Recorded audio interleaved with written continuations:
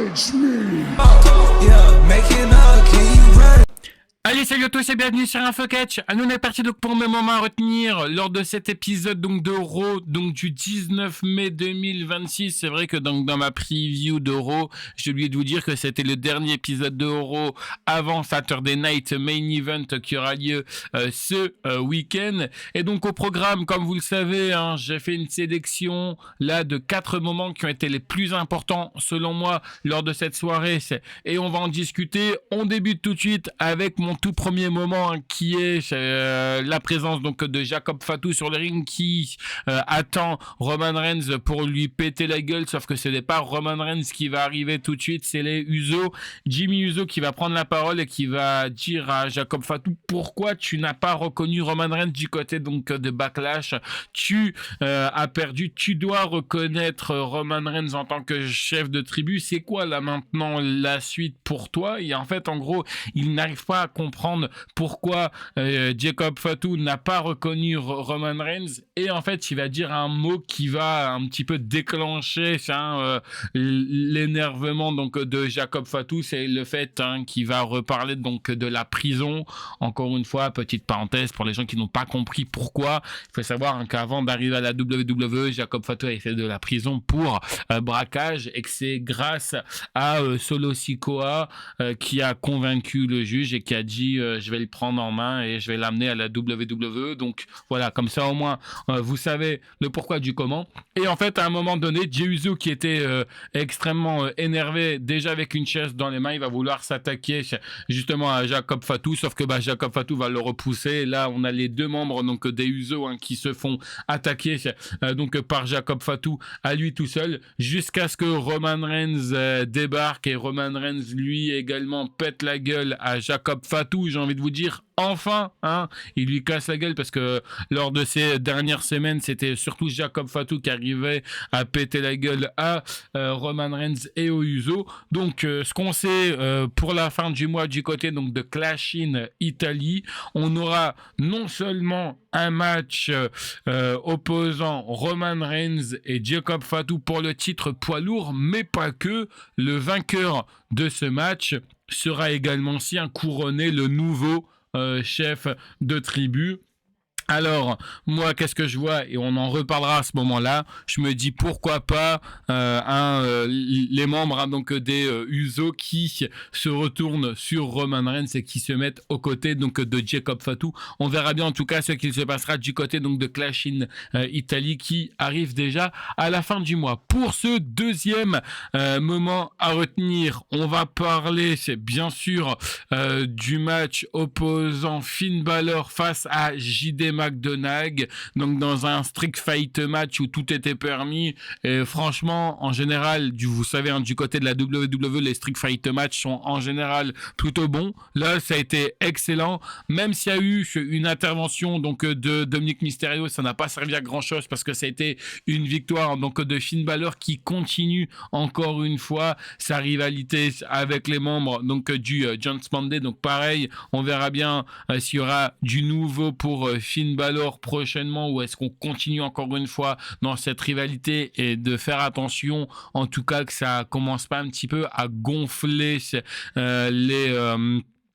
les fans et nous téléspectateurs. Donc on verra bien en tout cas quelle sera la suite pour Finn Balor. Pour mon troisième moment à retenir, on va parler de ce match où on a eu Brie et Paige qui sont nos championnes actuelles et qui ont remis leur titre tag team en jeu face à Raquel Rodriguez et Roxanne Perez, avec Liv Morgan aux abords du ring. Bon, le match en lui-même, il n'était pas extraordinaire, mais pourquoi je vous en parle? Parce que on avait reproché, vous vous souvenez, lors de ces dernières semaines, on avait dit que c'était Roxanne Perez qui à chaque fois coûtait et foutait la merde donc dans le Judgment Day, et qui faisait perdre son équipe, ou en tout cas qu'elle faisait quelque chose de pas très bien.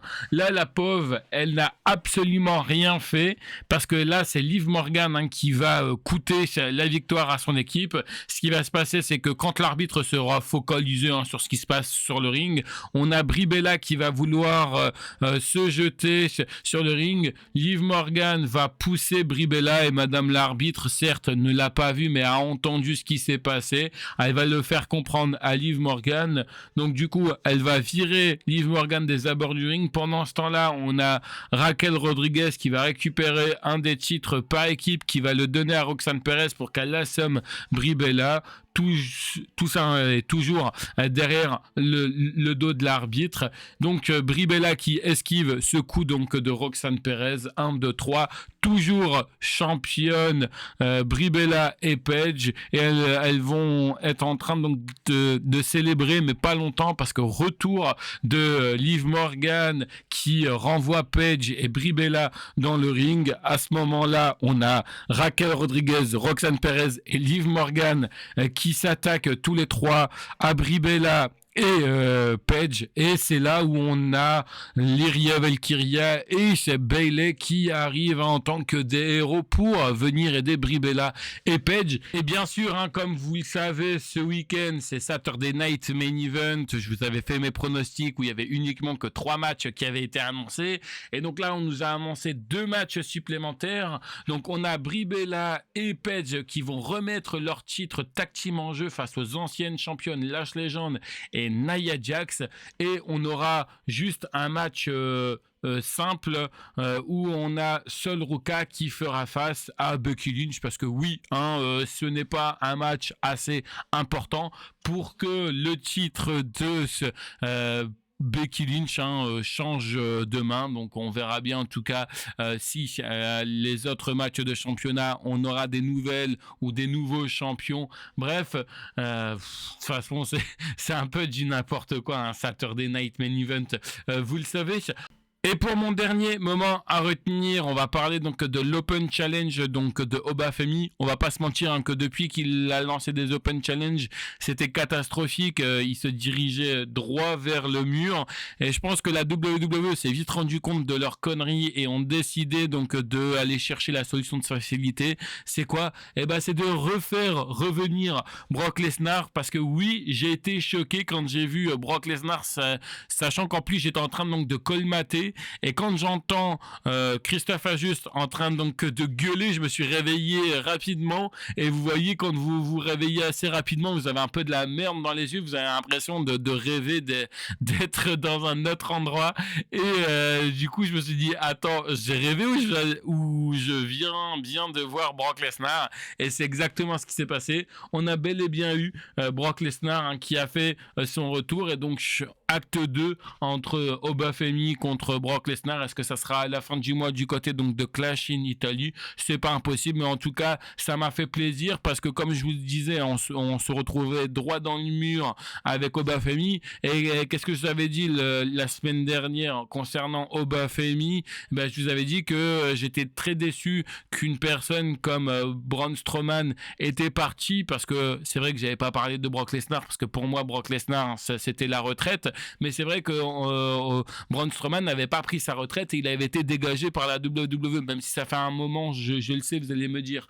Mais vous voyez, au moins, il y avait Braun Strowman qui a été un mec qui aurait pu concurrencer Obafemi, aller lui chercher. Et depuis ces dernières semaines, on a vu que c'était vraiment de la merde. Et là, le fait d'avoir fait revenir Brock Lesnar, pour moi, et encore une fois, je répète, pour moi, c'est mon point de vue, mais je trouve que c'est une bonne solution, même si c'est vrai que j'aurais bien aimé voir le retour donc de Drew McIntyre pour affronter Obafemi. Bon, je pense que Drew McIntyre, on lui laisse un petit peu des repos bien mérités. Mais en tout cas, le Obafemi Brock Lesnar acte 2, moi personnellement, ça ne me dérange absolument pas si c'est encore une fois bien écrit.